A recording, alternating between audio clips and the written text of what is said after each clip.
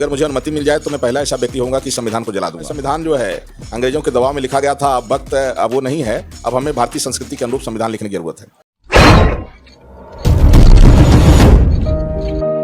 जब लोकसभा का चुनाव था तो सभी पार्टियों ने दावा किया था कि संविधान खतरे में है, संविधान को भाजपा बदल के रख देगी, संविधान को फिर नए सिरे पर लागू करेगी। इतना ही नहीं, अफवाहें तो इस तरह से उड़ी कि संविधान की जगह मनुस्मृति लागू किया जाएगा। लेकिन क्या सच में संविधान बदला जा सका?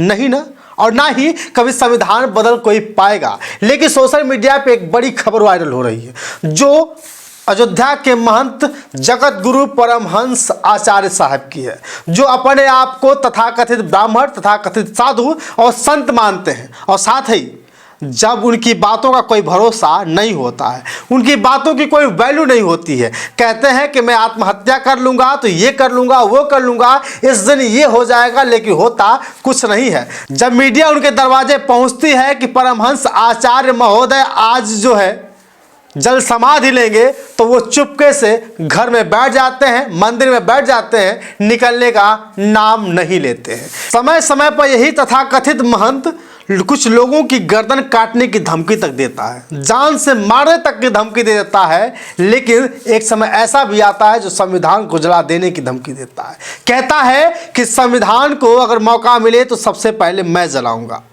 आखिर संविधान जला देने के बाद किसी के बाप दादाओं में औकात है, या इनके बाप दादाओं में औकात है कि संविधान को कोई लिख पाएगा?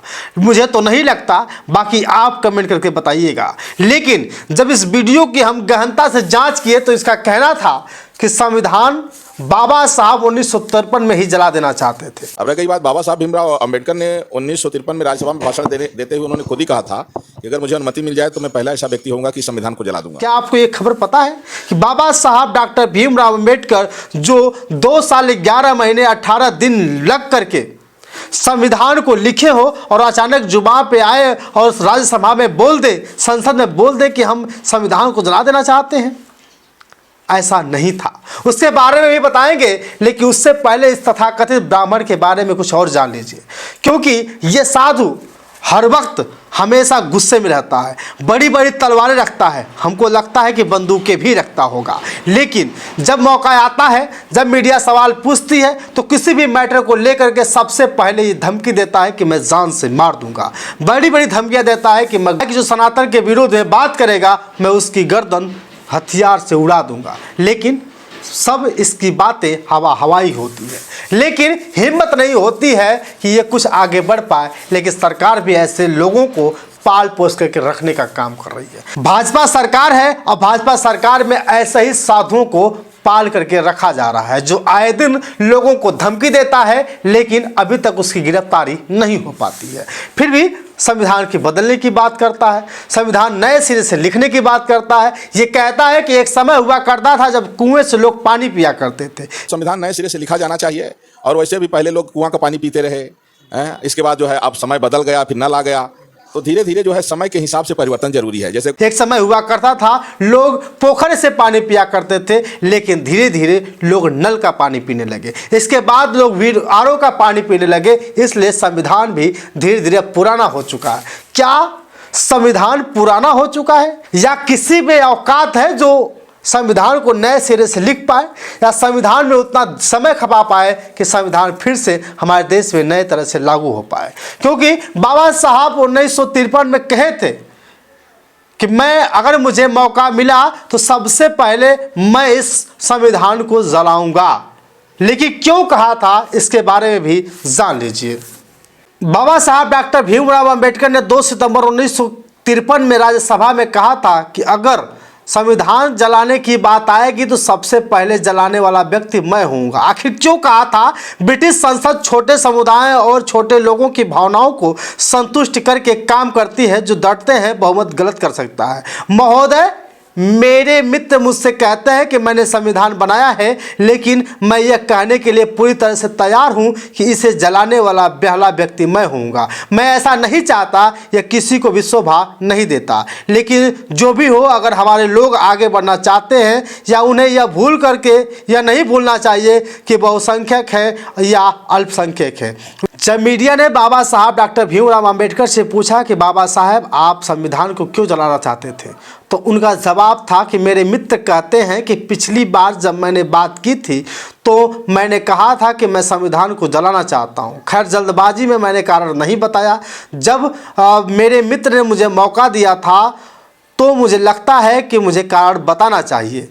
कारण यह है कि हमने भगवान के आने और रहने के लिए एक मंदिर बनाया, लेकिन भगवान की स्थापना से पहले अगर शैतान ने उस पर कब्जा कर लिया है तो हम मंदिर को नष्ट करने के अलावा क्या कर सकते हैं। हमारा इरादा यह नहीं था कि इस पर असुरों का कब्जा हो, हमारा इरादा था कि इस पर देवी देवताओं का कब्जा हो। यही कारण है कि मैं इसे जलाना चाहता था।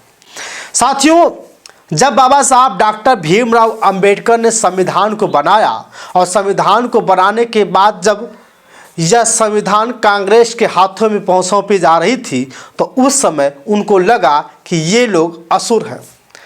कांग्रेस के लोगों ने जब संविधान के कुछ ऐसे चीज़ों को बदलने की बात कही तो बाबा साहब ने कहा था कि मैं घर बना रहा हूँ, ये देवी देवताओं के लिए मंदिर बना रहा हूँ, मुझे नहीं पता था कि असुरों के लिए कब्जा हो जाएगा, असुर इस पर कब्जा कर लेंगे, इसलिए मैं इस भारत के संविधान को जलाना चाहता था। मेरे प्यारे साथियों, यह बात थी बाबा साहब डॉक्टर भीमराव अंबेडकर की, क्योंकि वो नहीं चाहते थे कि असुरों का कब्जा हो। ये चाहते थे कि जो संविधान मैंने लिखा है उसको वही लोग इस्तेमाल कर सके, वही लोग अच्छी तरह से इसको चला सके जो सच में बाबा साहब के संविधान को मानता हो।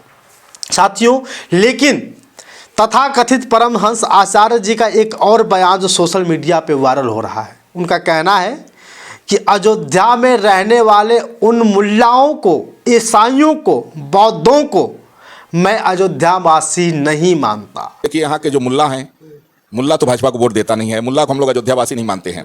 जो ईसाई हैं, मुल्ला हैं, जो राम विरोधी हैं, इनको हम लोग तीर्थ में जो मलेच्छों की संख्या बढ़ रही है, ये तीर्थों के लिए अच्छा नहीं है। तो आखिर अयोध्यावासी कौन है? इनका जवाब है कि जो भाजपा को वोट देते हैं वही अयोध्यावासी हैं, अन्यथा कोई नहीं है। बाकी और लोग क्या है?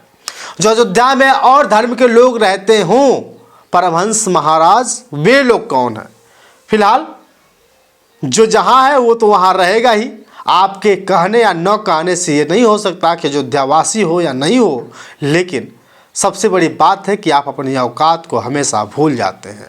आप ये कहते हैं कि वक्त आने पर संविधान बदलना चाहिए, तो मुझे नहीं लगता कि आपकी ये बात भी सफल हो पाएगी।